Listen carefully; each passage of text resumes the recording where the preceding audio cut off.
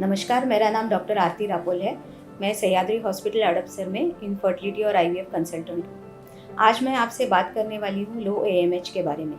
पहले तो मैं आपको बताऊंगी कि एएमएच होता क्या है। एएमएच ये एक हार्मोन है, इसे हम एंटी म्यूलेरियन हार्मोन कहते हैं। ये ओवरीज के प्राइमोर्डियल फॉलिकल्स या छोटे फॉलिकल से सिक्रेट होता है। इसका लेवल एज के हिसाब से कम होता जाता है।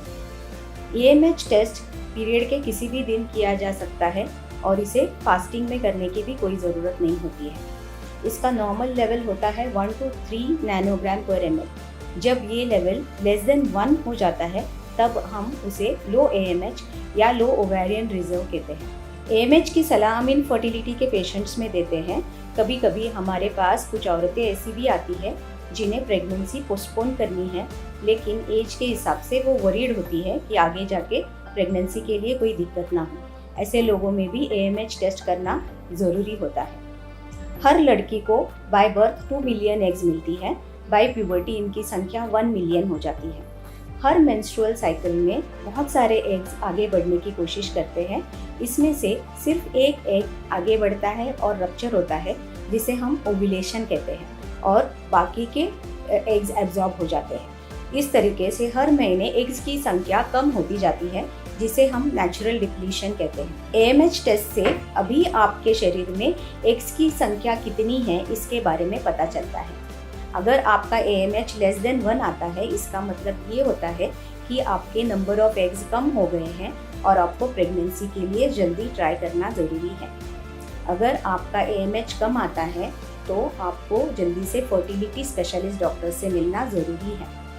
जब हमारे पास लो एएमएच के पेशेंट्स आते हैं तो पहले तो हम इसे कंफर्म करने के लिए और एक टेस्ट करते हैं, जिसे हम बोलते हैं एएफसी काउंट। ये एक सोनोग्राफी है जो पीरियड के 2nd या 3rd डे पे किया जाता है। इस सोनोग्राफी में हम ओवरीज में नंबर ऑफ एग्स को काउंट करते हैं। इसके साथ ही हम आपके बाकी के हार्मोन टेस्ट करते हैं, ट्यूब पेटेंसी टेस्ट करते हैं और हस्बैंड का सीमेन एनालिसिस करते हैं। ऐसा नहीं है कि अगर आपका एएमएच कम है तो आपको आईवीएफ की ही ज़रूरत पड़ेगी। आगे की ट्रीटमेंट आपकी डिपेंड करती है आपके एज के ऊपर, आपके बाकी के हार्मोन टेस्ट्स के ऊपर, आपके हस्बैंड के टेस्ट के ऊपर और आपके ट्यूबल पेटेंसी के ऊपर। लो एएमएच में भी बहुत सारे लोग नेचुरली कंसीव कर पाते हैं। सबसे इम्पॉर्टेंट ये बात होती है कि आपका अगर एएमएच रिपोर्ट कम आता है तो आपको फर्टिलिटी स्पेशलिस्ट से मिलना ज़रूरी है। कभी कभी हम यंग पेशेंट्स में भी एएमएच का वैल्यू कम आते हुए देखते हैं। अगर आपका एज ज़्यादा है और आपका एएमएच कम है, ये तो एक नेचुरल प्रोसेस है, लेकिन बहुत सारे यंग लड़कियों में भी हम आजकल देखते हैं उनका एएमएच कम आता है। इसका ऐसा स्पेसिफिक कोई रीज़न नहीं पाया गया, लेकिन जेनेटिक या क्रोमोसोमल रीजंस होने के चांसेस होते हैं। एंडोमेट्रियोसिस के पेशेंट्स में भी नॉर्मल ओवेरियन टिश्यू डैमेज होने की वजह से उनका एएमएच लो आने के चांसेस रहते हैं। हमारे पास कभी कभी कैंसर पेशेंट्स भी आते हैं जिनमें रेडिएशन थेरेपी की वजह से ओवरीज डैमेज होकर एएमएच कम होता है। तो ऐसे पेशेंट्स में उनकी ट्रीटमेंट शुरू होने से पहले हम एग फ्रीजिंग की सलाह देते हैं। हमें बहुत सारे पेशेंट्स पूछते हैं कि मेरा एएमएच कम आया है तो इसके लिए क्या ट्रीटमेंट है, लेकिन अनफॉर्चुनेटली ओवेरियन एग डिप्लीशन एक इरिवर्सिबल होता है, एक एजिंग प्रोसेस होता है। हम इसमें कुछ हार्मोन सप्लीमेंट्स देते हैं, लेकिन इसका कुछ खास फायदा होगा ये नहीं बता पाते। जब लो एएमएच के पेशेंट्स में हम आईवीएफ करते हैं और उनका एग पिकअप करते हैं, तब हमें एग्स बहुत कम मिलते हैं या फिर कभी कभी बिल्कुल भी नहीं मिलते। ऐसे केसेस में हम कुछ एडवांस ट्रीटमेंट्स की भी सलाह देते हैं, जिसे हम पीआरपी या एसीआरएस ट्रीटमेंट कहते हैं। इसमें आपके खुद के ब्लड से प्लेटलेट्स को सेपरेट करके इन्हें आपके ओवरीज में इंजेक्ट किया जाता है। अगर आपका एएमएच कम आता है और करियर की वजह से आपको प्रेगनेंसी पोस्टपोन करनी है तो आप नज़दीकी फर्टिलिटी स्पेशलिस्ट डॉक्टर से मिलिए।